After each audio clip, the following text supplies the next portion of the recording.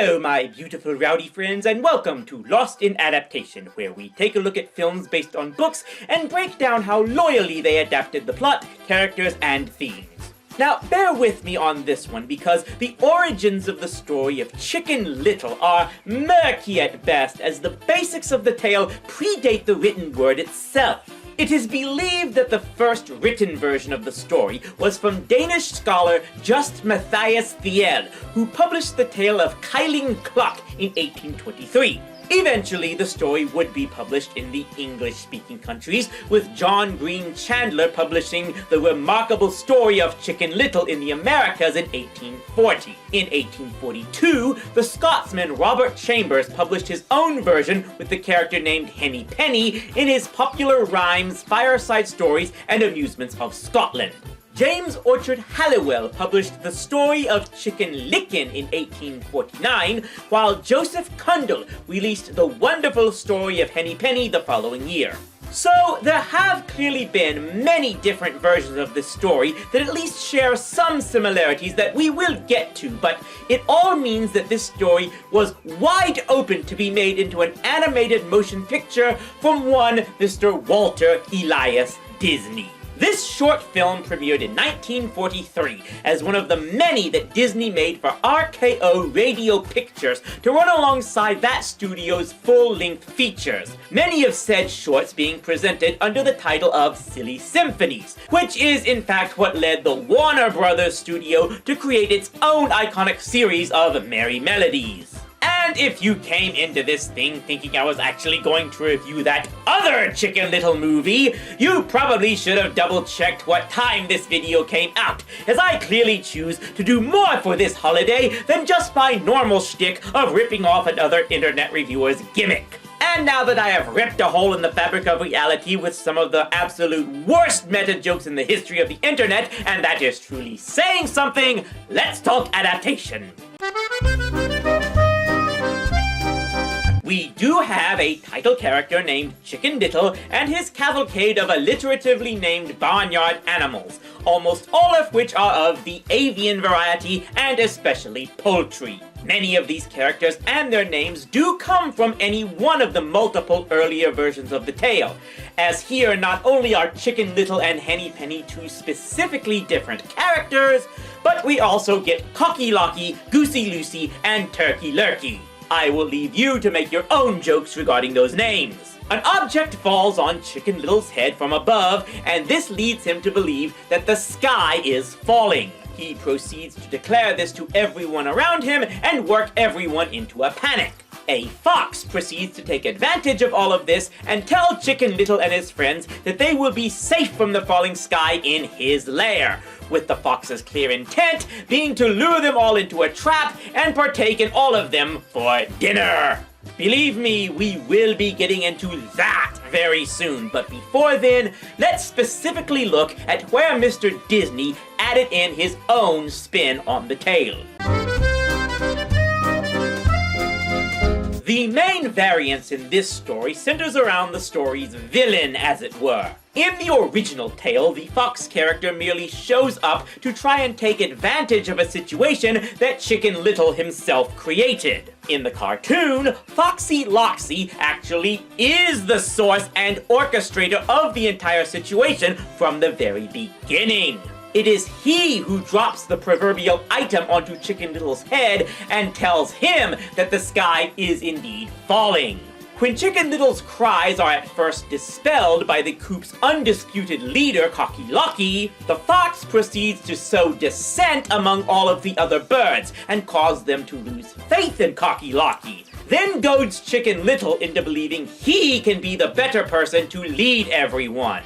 This is, of course, all part of Foxy Loxy's ultimate plan to get all of the birds out of the safety of the fenced-in chicken coop and to his cave where roast chicken will be on the menu. Which is what ultimately brings us to the most infamous moment of the entire short film and the most likely reason it will never be available on Disney's vaunted streaming service. What the 1943 Chicken Little animated short film has become most known for is having one of the darkest, most morbid endings of anything to ever come out of Walter Disney's company, because in this cartoon, the fox wins! The short literally concludes with Foxy Loxy having just finished eating every single one of the avian characters. Not a single one survives! And not only do we see every one of their wishbones laid out in a makeshift graveyard as our narrator pines that this isn't how his book ended, the fox taunts him by saying, "Don't believe everything you read," while playing with Chicken Little's yo-yo. Now consider this. This cartoon short was often shown completely uncensored as part of the compilation shows that aired many of Disney's original theatrical shorts during the fledgling years of the Disney Channel on cable television. And you all thought watching Return to Oz and the Never-Ending Story were enough to severely traumatize our generation. However, this is where things really get murky as far as what they changed and what they didn't, as we clearly hear the narrator in the cartoon say that this isn't how the original story was supposed to end. But the truth is, it actually was! I should point out that the ending to this cartoon is based off of that from the American versions of the original story. Most of the British versions simply have Henny Penny or Chicken Licken leading the others on a quest to see the king, who proceeds to assure them that the sky is not falling. The American version puts in the fox character and his plan to dine on all the birds. And yeah, most of the older stories from the States have pretty much the same ending. Gobble gobble on Chicken Little! If you remember being told a version where Chicken Little escapes the jaws of death at the very end, it was very likely a version that your parents made up. And I wouldn't be surprised if a lot of them made up that version in direct response to this short. Now, it is true that Walt Disney had already made adaptations of classic tales with much cleaner endings, as the full-length films of Snow White and Pinocchio had come out years prior to this short's release. However, it turns out there was a very specific reason he chose not to sanitize this particular tale.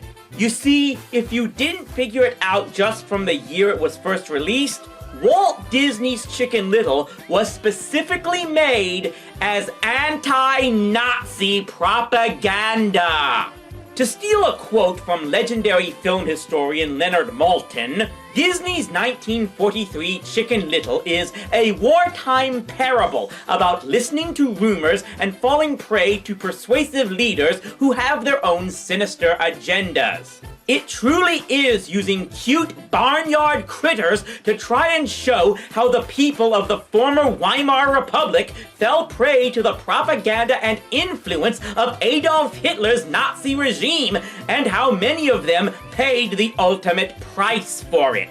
Heck, the original script called for Foxy Loxy's psychology book to actually be Mein Kampf itself. But Disney chose to be a little bit more subtle in the message he was trying to tell.